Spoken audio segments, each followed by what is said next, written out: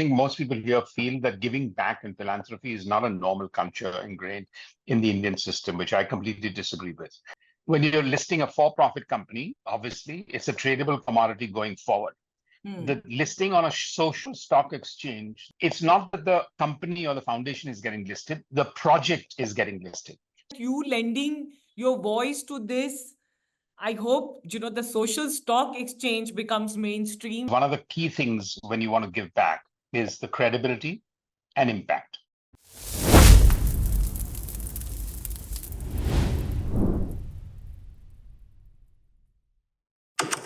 Let me share a very good update with all of us. अभी we followed IPOs हुए हैं कितने सारे, Zomato का हुआ, Swiggy का होने वाला है, Ola Electric had a fantastic IPO, first try, Unicommerce, Go Digit, Mama Earth, I can go on. और ये बहुत अच्छा है startup space के लिए, entrepreneurs के लिए, country के लिए. But today I'm going to share something very, very phenomenal. And this is about social stock exchange. Yes. Do you know that we have a social stock exchange in our country? SSE और SEBI के approval से ये stock exchange है जहाँ पे अगर आप NGO हैं, फाउंडेशन है, सोशल इम्पैक्ट का वर्क कर रहे हैं ग्राउंड लेवल पे, so then you can also have an IPO, you can also have a listing, and you can also raise money from this stock exchange. Let's understand about social stock exchange from none other than Ronnie Screwvala. Ronnie, congratulations on the fantastic listing of Swades Foundation. I know how you have been devoted to this and working over the years. Tell us about this listing and why is it so important, not just for you, for everyone else, but for the country. Yeah, no, I think it is very, very important for the country and for everything else. Firstly, I think most people here feel that giving back and philanthropy is not a normal culture ingrained in the Indian system, which I completely disagree with. Firstly, I think a lot of people contribute in sweat equity, in work, in volunteering, which actually doesn't get measured. Some of the developed countries, wherever the donations go, a lot of that goes actually to the church and to educational institutions that don't really need the funds and then put them back in the stock market. So I think it's very different for India. That's number one. Two, I think outside of the CSR regulation that came about many years back and therefore gave a huge fillip for people to actually allocate a certain part of corporate profits for giving back for rural India or for sort of enhancement. I think what National Stock Exchange and SEBI have done here with this one is they've created a very credible system, because one of the key things when you want to give back is the credibility and impact. And I think what they've done is created a platform, which is not more than crowdsourcing, because basically they're auditing you totally. So there's an entire diligence that the National Stock Exchange stamp comes on it, gives you the credibility. So anyone wanting to donate feels they're giving it and it'll be used for the right purposes. And the second one is that you have to submit and show the proceeds of your funds. You have to figure out where it goes. You have to file an impact report at the end of it. So the ROI is impact. The ROI is not a pop in your share price, which is good. And I think that is really what has brought this center stage. So I'm excited about it for a couple of reasons, because I think I've always been about you don't need to have gray hair and you don't need to have a large wallet to give back. Anyone and everyone should. In fact, I think it should be a mandate in India that the 600 million people who have should at least in some way contribute, mentor, or give back to the 600 million people who don't. Just if we do that, a major sense of equality would come in. So yeah, specifically for this instrument, I think a very good step. And I think we're very happy to have participated in being one of the earlier companies that have foundations that have taken this. I think what we did was we worked really hard to bring in a large plethora of people to participate. And I think it was a privilege to have a lot of people contribute, because I think that's when credibility builds in, when industrialists, heads of business, heads of startup companies, celebrities and others contribute to a cause, it gets everybody else feeling this must be good, this must be safe, this must be progressive. Yeah. Take us through the process, because I just went through a normal listing IPO of Ola Electric. So saw the process. How is it different and how is it similar?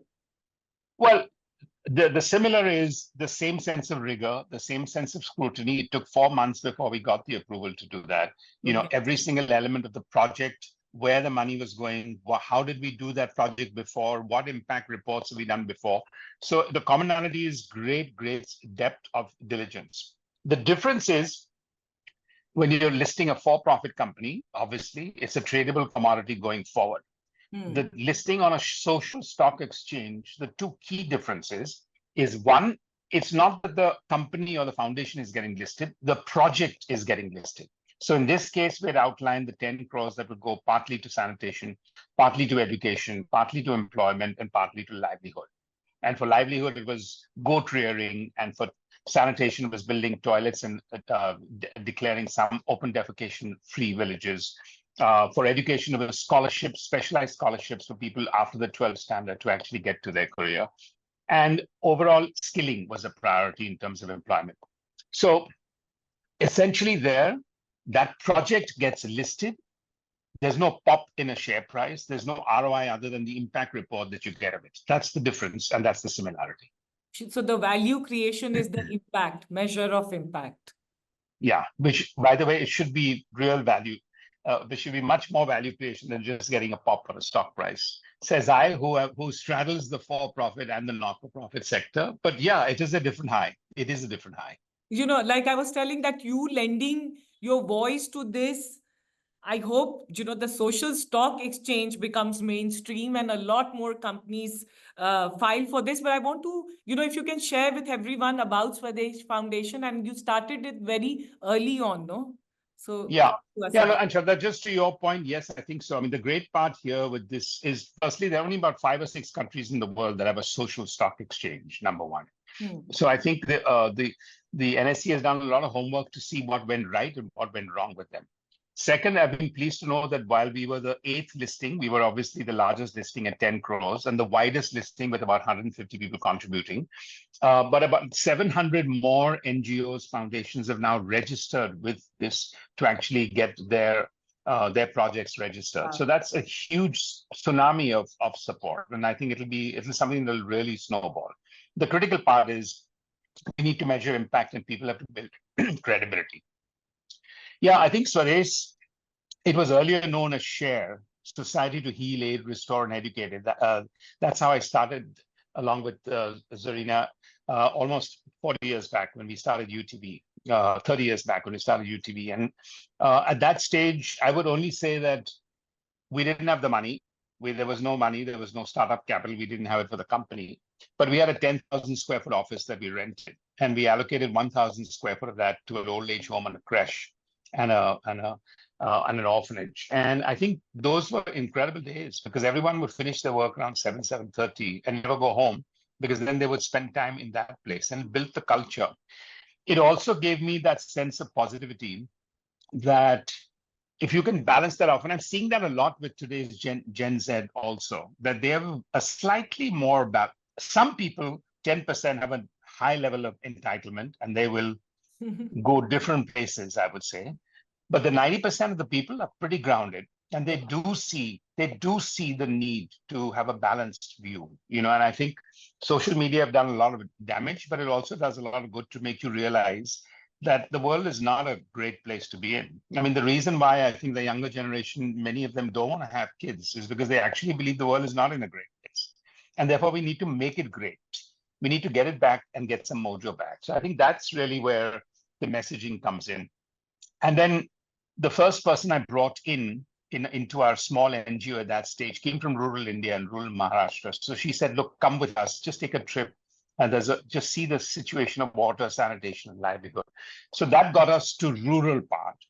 And then much later, when we divested UTV to Disney, and for the first time, I had a negative cash balance became a positive cash balance in my life. I popped the question to Zaina also and said, you know, why don't we have a much more audacious ambition of lifting 1 million people out of poverty every 6 to 7 years? It was not the million as much as also every 6 to 7 years, because to me, the most important part was how do we change and then leave and empower people to move on? I think one of the things in charity today that happens is people do that for 20 years and 30 years on one cause. And that to me, I would say is a problem because then you're not really handing over, which you should need to do. You know, and I think social media have done a lot of damage, but it also does a lot of good to make you realize that the world is not a great place. And therefore we need to make it great. We need to get it back and get some mojo back. So I think that's really where the messaging comes in. And then the first person I brought into our small NGO at that stage came from rural India and rural Maharashtra. So she said, look, come with us, just take a trip. And there's just see the situation of water, sanitation, and livelihood. So that got us to rural part. You build something and you say, this is mine, and then I will work on it. But if you're working on a village or a school for 20 years, 30 years, that obviously means you haven't made that permanent change. So to me, that model was important. So yeah, I think here's where we are. As always, serendipity brings you in different places and different times for different reasons. Yeah, yeah. I also want to take this opportunity to ask you this question that, somewhere investing in NGOs, not for profits, foundations, like in the last few years, I think has come under a lot of scrutiny, and there is a lot of mistrust. I think this social stock exchange will also create that transparency. And do you believe that it came under a lot of scrutiny and uh, a lot of negative lens in India? Shradha, I think you're referring more to the FCRA and the foreign, Yes, the yes. element of foreign NGOs that were here, and the government taking a strict view whether they were here for propaganda or they were really here for the good of the country. Yeah. And I think every government is entitled to take that diligence. So I think it came under the scrutiny because they felt that some of the foreign funding that was coming to the country may not be for the reason of which it normally goes to, which is alleviate poverty, solve a global endemic, or whatever else, and was also being used to incite or use for other political purposes. So I think that kind of scrutiny should happen anywhere. And it happens in every country, by the way, so I don't see why it should not. The credibility of giving back and where your money is going, because the other perception is, if I give it, will it go to the right cause? Yeah. Many times people feel that for every 100 rupees you raise, 40 rupees is spent on raising that money because some agency comes in, somebody is hosting an event and a fundraiser. The fundraiser itself costs a certain amount of money to recover the cost. So this is the clean cut. This is every single paisa or rupee that you put in is going directly for impact. Now, the scale entrepreneur in you, how big do you think that the social stock exchange can become in our country? The fact that 700 people have listed themselves and registered is really good. I think if we can mobilize over a period of the next 4 to 5 years an annual rate of 10,000, 15,000 crores from this exchange, which to me, it's a 2 billion. It should be a target. It should be the target of the NSE, the SEBI, the finance ministry, the social sector, everybody. And look, CSR is going to do a lot. And I think if this can be a $2 billion target, that in 5 years from now, that's real India contributing, right? Because that's your individual donors that will come out of the woodwork and say, yeah, now I understand. Sure, I'd love to give for something. Yeah. And last, I want to ask, from your successful mega bumper Swades IPO on social stock exchange, what would you like to tell the 700 who are waiting to get listed and all the others who will be listening to you right now, who are in impact space and who want to raise capital? Because you did it fantastically. I would say what I would say, even for the startup sector, don't let raising capital be the central focus of what you want to do. So just let's be cautious. Find your projects, and now, as in the past, you've been challenged with it, and now you have a space where if you build the credibility slowly. Again, the most important part here is, as we sow, so shall we reap. Make a project, make it really successful, then come back to the market. The beauty about this social stock exchange is I can go back 5 times in a year on different projects. Yeah. That's the beauty of this. So build the credibility, build that slowly, meticulously, get the confidence, go back again. Don't try and rush and clean up and look at this as a chest thumping moment. Yeah. And personally for you, I always thought, which I told you earlier also, is that I always thought you were born rich, but you were not at all. But you had philanthropy and giving in your heart from very early on. And we need to keep talking about it and telling everyone, Yes. this is a behavior, this is an attitude, this is something that comes from deep within you. What does it mean, Ronnie, for you? You have all the money today. You worked hard. You are here. Ye listing kya maine rakhta hai? Yeah, no, and you're right. Look, I definitely, my background has been a lower middle class. I think the day I decided to be an entrepreneur, my dad told me, go ahead, but I can't bail you out if anything goes wrong, because we didn't have the financial resources. I think today, for me, it's not the 10 crores that we're raising. It's the credibility for the social sector. It's the attraction for making people aware that we have to have that balance. There's estate duty and wealth tax being talked about on one side, and there's global inequality of the rich getting richer and the poor getting poorer. And those debates will carry on forever and ever. But here's an opportunity where in a country with 1.4 billion people, we do have 600 million people that are not as aspirational, not as ambitious, and not as entitled, but also not have what we need. We can't really be a developed country by 2047 unless something really changes for that 600 million people. Only the other 600, 800 million people can't change the destiny. So it is our obligatory need in this country to do it and balance that off, rather than looking elsewhere and says, oh, why don't we do this? Why don't we tax somebody? Why don't we do this? Those are all rhetorics. Why don't we change indexation for capital gains? Got into so much of a debate. I mean, like, hello, the capital gains tax has come down from 20 to 12.5%. How does indexation make such a big difference? That pettiness we need to get out of our system, because there's so many larger, deeper problems to solve. Yeah. And now that I have you here, before I let you go, what is your current viewpoint on the edtech sector? Are we doing good? Firstly, I don't know what the edtech sector Yeah, is, I knew because the you'd tech. say this. Yeah, so I don't want to be sweeping about it. The kindergarten and the K-12 sector has gone through its problems primarily because we had one or two founders that actually were themselves in K-12 and they didn't graduate themselves, if I can be blunt and honest about that. So one scam can't really take this sector back. Today, if you look at it, the union budget, for example, is screaming across the rooftops about this sector because they're saying skilling is the most important, internship is the most important, and job placement system. That's what this sector is about. The formal education system can't change unless we go online. Yeah. And second, there's no question about that. We cannot actually learn, educate, and skill people who are in jobs by asking them to go back into a training center or learning center in that sense. So online is tremendous and there's a huge opportunity. And second is skilling, upskilling, and placements and workforce development after people have joined the job is such a massive opportunity here that we're wasting our times, in the media wastes this time by talking about one or two already dead and gone institutions and label them as the future or the past or the present of EdTech.